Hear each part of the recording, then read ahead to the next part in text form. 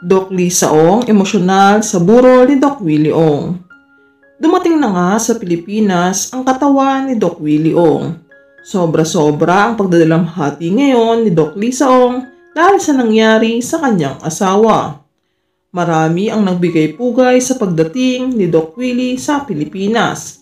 Hindi umano matatawaran ang pagiging isang mabuting doktor ni Doc Willie dahil isa si Doc Willie sa mabuting puso na talaga namang lubos ang naging pagsisilbi sa bayang Pilipinas. Marami ang hinusgahan ang pag-aming ito ni Doc Willie sa kanyang karamdaman. May nagsasabing nagpapaawa lamang umano ito upang mapag-usapan sa media. Sa kabila umano ng paghuhusga ng mga tao, handa pa din umano si Doc Willie na tumulong at magbigay ng kanyang nalalaman pagdating sa health condition ng mga tao. Samantala, ayon kay Doc Lisa, hindi pa din umano siya makapaniwala na hindi na niya makakasama pa ang kanyang asawa. Mahirap umanong isipin sa araw-araw na hindi na niya masisilayan at makakausap si Doc Willie Ong. Si Doc Willie nakasama niya sa lahat ng bagay.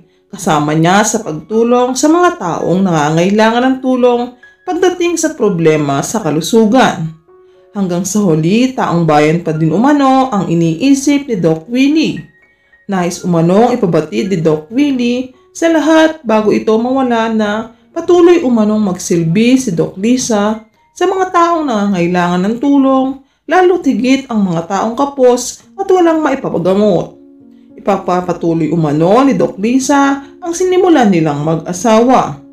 Handa umano siyang maglingkod ng tapat at magbigay ng libreng serbisyo hanggang sa nabubuhay pa siya, gaya umano ng huling habilin ni Doc Willie Ong. Ito umano ang pangako niya sa kanyang namayapang asawa.